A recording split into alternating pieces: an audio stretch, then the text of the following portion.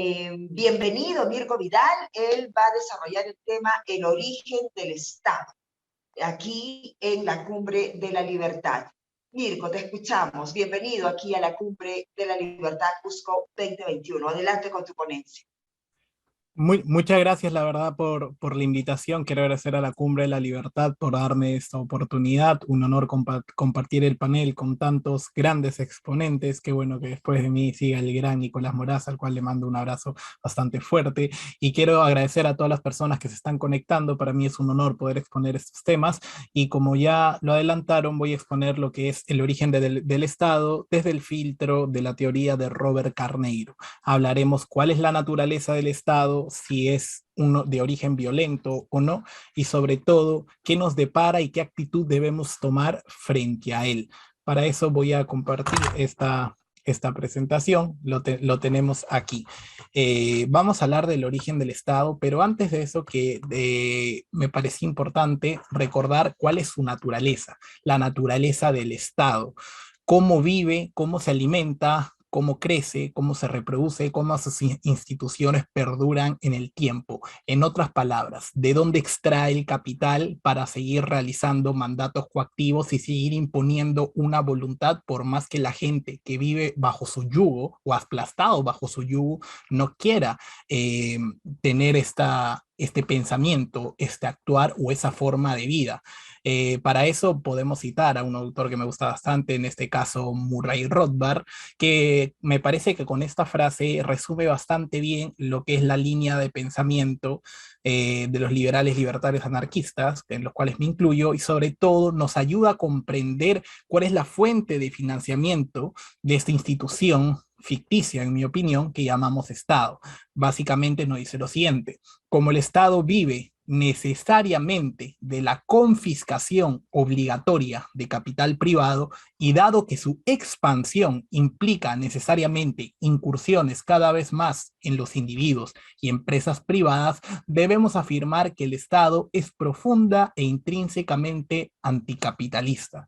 Una vez tenemos esta base, que por eso la puse al principio, me parecía importante discutirlo. ¿Por qué? Porque con esto destruimos una de las tesis que tenía, por ejemplo, los marxistas, en este caso Friedrich Engels, que decía, por ejemplo, en su libro El origen de la familia, la propiedad privada, decía que el Estado, y en otros libros, había nacido gracias a los burgueses, había nacido para proteger la propiedad privada. Y yo digo, qué incoherencia más grande si el Estado justamente vive de atacar la propiedad privada. La tesis del origen del Estado marxista es profundamente errada y profundamente equivocada, porque desconocen cómo se reproduce el Estado, cómo se financia y a quién ataca. Los beneficios y los perjuicios que trae el Estado, que en mi opinión, beneficios cero, pero los perjuicios que trae el Estado los ignora profundamente en pro de apoyar una ideología en concreta, que en mi opinión eso es totalmente anticientífico. Luego discutamos, según decía Robert Carneiro, sobre la existencia del Estado. Me refiero a una existencia ontológica. Ontológicamente hablando, el Estado no existe. Ontológicamente hablando, me refiero a que no lo podemos ver, tocar, sentir, etcétera. Es una idealización que sobre todo hacen los estatistas para que sintamos al Estado presente. En realidad el Estado es una representación ficticia que busca personalizar algo inexistente. Y cómo traer una idea a la realidad, cómo convencer a la gente de que este ente en verdad existe y nos está vigilando y que somos parte de él, que ese es el mayor triunfo del estatismo, en mi opinión. ¿Por qué? Porque si nosotros somos parte de él, también somos parte de sus consecuencias. Y si el Estado es grande o pequeño, es porque nosotros lo hemos querido así. Entonces, para mí, ese es el gran avance que ellos han tenido, meterle la idea a la gente que si el Estado es de una determinada manera es porque nosotros lo hemos querido y nosotros lo hemos puesto ahí, cuando eso es profundamente inmoral y es un error total. No todos queremos una forma de Estado en concreto, otros no queremos porque lo vemos como una forma de opresión, Y esto no es fruto de ninguna democracia. Y ya lo vamos a ver más adelante cuando veamos cómo se originan los estados a lo largo de la historia. Básicamente que el estado lo tratan de representar con símbolos, himnos, banderas, escudos, representaciones de animales, etcétera, para hacernos ver algo que no existe. Antes, el poder político, recordemos que en ciencias políticas el Estado es una forma de poder político, se concentraba en una sola persona. Antes era un monarca, un rey, etcétera, que extraía los recursos de forma coactiva a la población, en base obviamente a la violencia. El origen de la violencia, de la extracción de recursos, no ha cambiado. Lo que ha cambiado es que la gente ya no le paga, en teoría, no le paga dinero a una persona en concreta, que sigue siendo así. Pero en teoría no lo es así. En la práctica sigue siendo así, pero en teoría solamente con cambiar la teoría han conseguido un avance extenso, que ahora la gente cuando paga impuestos, cuando le roban su dinero, ya no ve que se lo roben, porque como él es parte del Estado, como intentan destruir la diferencia entre Estado-nación, si yo pago, no le estoy pagando al presidente y a los políticos de turno, estoy pagando porque es mi deber cívico-moral contribuir, porque soy parte de él. Y como digo, ese pensamiento es el más peligroso. No podremos tener gente crítica, pensante y que esté en contra del sistema actual, si él se siente parte del sistema cuando no es así. Y aunque incluso él quisiera pertenecer, debemos luchar porque entienda que las personas que no queremos un modo de vida predeterminado no nos lo pueden imponer mediante la fuerza, no nos pueden obligar a vivir de una manera que no queremos, no pueden usar nuestro dinero para financiar un modo de vida que no queremos, no pueden atacar lo más sagrado que tenemos, que es nuestra propiedad privada, empezando por nuestro cuerpo. Y actualmente este ente imaginario construido a través de una base ideológica lo está consiguiendo, y me da igual el tamaño con respecto al PBI. El Estado seguirá teniendo acciones contra la libertad como lo ha tenido en Australia, como lo ha tenido en Austria, y que se consideran países supuestamente libres. Ahí el Estado está poniendo restricciones a las personas que no se están vacunando. Entonces el Estado va más allá de lo que denominamos algo como libertad económica. La libertad es una, y si no se defiende y se empieza a partir y empezamos a medir la libertad de una manera utilitarista en base a la riqueza o no, o a la producción de bienes que pueda tener un país, estaremos totalmente perdidos frente al avance de esta ideología, en mi opinión, totalmente liberticida. Entonces, ¿cómo nace el poder político? Para ir resumiendo lo que hemos tocado hasta ahora, nace de la violencia. Inicia con el sometimiento de las poblaciones, obligándolos al pago de sus ganancias. Lo que hablaba Robert Carneiro, de que un grupo de bandidos, básicamente ladrones, disculpen, me parece que hay un concierto por allá, disculpen la bulla, inicia con el sometimiento de la población, obligándolos al pago de sus ganancias, justificando tributos o diezmos, y obligan a la población a hacerlo. Y no solo eso, que acá viene lo que les decía antes, hacen o crean una ideología hegemónica para justificar su poder. ¿A qué me refiero con esto? Que una vez que han sometido a la población, no pueden siempre estar obligándola mediante la fuerza, que igual lo hacen, pero no solo con eso lo hacen, sino que hay otro tipo de fuerza, que es la fuerza de la ideología. Si la propia población a la cual hemos engañado, sometido, robado, nos defiende y nos legitima frente a la otra parte de la población, el trabajo está hecho.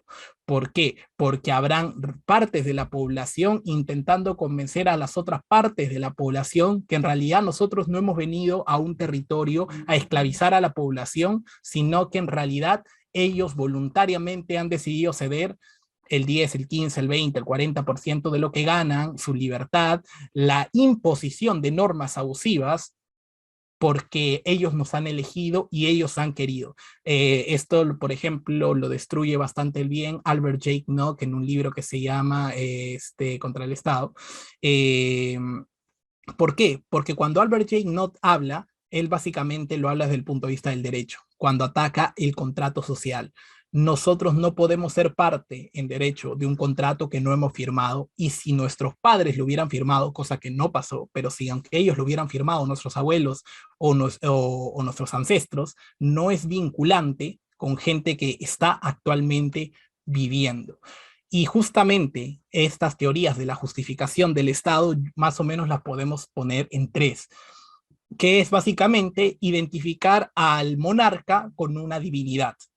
Cuando eso pasa, o pasaba antes, mejor dicho, cuando, por ejemplo, hablaban del derecho divino de los reyes a gobernar, se le da una legitimidad de tipo religiosa a la persona que está en el poder. Eso se hacía bastante antes, porque era muy efectivo. Después vinieron Hobbes, Locke, Rousseau, etcétera, los contractualistas, que empezaron a justificar la opresión con este mito que llamaban el contrato social, de que nosotros voluntariamente hemos cedido una parte de la libertad. Nosotros, eso nunca pasó en la historia, jamás, no pasó, y si hubiera pasado alguna vez, como ya lo explicó Albert J. Nock, no sería vinculante con nuestro actual estatus. El contrato se firma entre ambas partes y solo ambas partes están obligadas a cumplirlo, no la descendencia, que no tiene derecho a votar y no tiene derecho a seguir una norma de la cual ni siquiera existía en el momento en el cual fue firmada. Pero una vez que hemos desmontado estas dos primeras teorías de la justificación del Estado, viene una tercera, profundamente utilitarista y, en mi opinión, profundamente inmoral. ¿Por qué? Porque viene la teoría de los fallos de mercado, que ya ha sido refutada tanto por la escuela austriaca, la escuela francesa, la public choice, etcétera, etcétera, etcétera. Pero bueno, básicamente, ¿qué dicen? El argumento es profundamente utilitarista y profundamente inmoral. ¿Por qué? Porque dicen, ok, ya no importa, el Estado se originó de manera ilegítima, pero es necesario. El argumento, para que lo vean, es profundamente inmoral. ¿Puede que el Estado haya nacido de la violencia y que sea ilegítimo? Sí. ¿Puede que no sirva para nada? Sí. ¿Puede que todo esté mal? Sí. Pero es necesario y debemos mantenerlo. Entonces, esto para mí es un atropello total, es un argumento utilitarista que desvía la conversación sobre si es ilegítimo o no. Y también está profundamente equivocado. Los que hablaban de los errores del mercado han sido refutados ya hace bastantes años.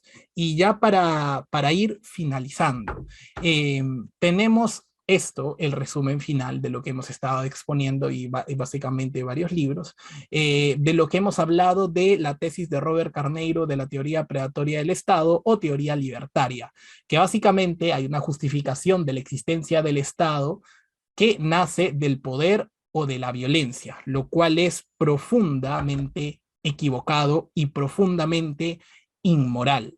El Estado inicia con la imposición de una clase más fuerte que somete a la otra. Esto incluso parece un argumento de tipo marxista, pero en realidad esto no ha sido así, no ha nacido así, y esto no viene de Marx. Siempre una clase se ha intentado imponer sobre la otra, y para eso siempre se han usado las formas de poder político, porque era la única y la forma más efectiva de imponer una ideología, una voluntad o el robo de determinadas ganancias o determinado capital, para hacerlo lo más claro posible. El Estado siempre usa la violencia para extraer los recursos. Y me quiero centrar un poco más en esto, que este es el entendimiento lógico, y esto siempre va a ser así. Es por eso que también critico a los minarquistas. ¿Por qué? Porque para mí solamente hay dos entendimientos lógicos en esta parte del debate. ¿El Estado es bueno o el Estado es malo? No si es necesario o no, que en mi opinión y según la economía no es necesario, sino plantearnos si el Estado es bueno o el Estado es malo. ¿Por qué? Porque si el Estado es malo, la gente pedirá menos Estado. Y si el Estado es bueno o necesario, porque para mí no difieren mucho, la gente pedirá más o no le molestará su existencia, porque ahí viene otra cosa. Si nosotros nos vamos a la public choice, ya sabemos que el Estado intenta justificar la burocracia criminalizando, castigando, persiguiendo conductas y actividades humanas para justificar cada vez más burocracia. En otras palabras, el Estado siempre tiende a crecer porque de eso vive. El Estado vive de eso. ¿Cómo vas a intentar limitar a un ente llamado Estado, que en realidad es solo un conjunto de personas y ya está, si este conjunto de personas vive de limitar la libertad de otras personas? ¿Cómo limitas ese accionar si este monstruo, este leviatán, vive de limitar a otras personas y esa es su función para seguir reproduciéndose? Como decía incluso Huerta de Soto, cuando se le da entrada al virus, ya es imposible detenerlo porque profundamente va corrompiendo la sociedad, porque eso es otra, el Estado corrompe y siempre será así. Si no me creen o tienen dudas de esa afirmación, pueden ir, por ejemplo, a los datos, si nos queremos poner sumamente economicistas, que no es mi caso, pero si incluso lo quieren ver desde ese punto, lo pueden ver en los datos del PBI, del Estado sobre el PBI al principio del siglo XX, por ejemplo, que ya el Estado era bastante fuerte a pesar de no tener un tamaño sobre el PBI excesivo. Ese para mí no es el problema es el Estado, no si es grande, pequeño, obviamente mientras más grande es peor, pero ya que exista, tiene la posibilidad de obligarte, como los ejemplos que hemos puesto de Austria y Australia, por ejemplo, a ponerte sustancias en tu cuerpo que tú no quieres, no deseas y no quieres ni para tu familia ni tus hijos. Y si no te obliga indirectamente, como lo está haciendo en Perú, para las empresas va a ser ilegal tener a gente que no se quiera poner determinadas sustancias en el cuerpo. Y para eso no necesitas un Estado realmente grande, sino con la existencia de un Estado ya tienes un elemento para obligar a la gente a ir en contra de su voluntad. Entonces, yo recomiendo los libros que están viendo en pantalla si quieren profundizar más en el tema. Las bases ideológicas de la existencia del Estado, para mí es inmoral, el contrato social está refutado, las teorías del derecho divino de los reyes, ni qué decir, y sobre todo las teorías de los fallos de mercado que en la anterior exposición de Diego Giacomini ya fueron refutadas hasta decir basta. Yo solamente quería condensar, quería poner el tema sobre la mesa de nuevo, condensando todo lo que ya se dijo y ponerlo de manera muy clara. Y para finalizar, quería dejarles con una frase del gran Hans Hermann Hoppe que algunas cosas sí se le puede rescatar, como lo siguiente: no puede haber socialismo sin Estado, y mientras hay Estado, habrá socialismo. El Estado es una institución que pone al socialismo en acción. Y como el socialismo se basa en la violencia agresiva es naturaleza de cualquier Estado. Entonces, con eso estaría finalizando. Quiero agradecer mucho la invitación para poder exponer estos temas que me parecen sumamente relevantes y que lamentablemente en el debate público no tienen cabida y es algo, como digo, bastante triste, bastante lamentable, porque no conviene que estas ideas se sepan, no conviene que esto salga a la luz. Acá tengo una pregunta ya para ir finalizando. Voy a parar de compartir. Dice Mirko, ¿qué pensadores libertarios recomiendas? Yo recomiendo para empezar, y me parece que estaré en concordancia con Nicolás Moraz, un libro que se llama de Herbert Spencer, El hombre contra el Estado. Me parece el libro perfecto para empezar en teoría política si el objetivo es desnudar las falencias de un ente que ha llegado para extraer recursos y para hacerle la vida añicos a la población. Entonces, esa sería mi intervención.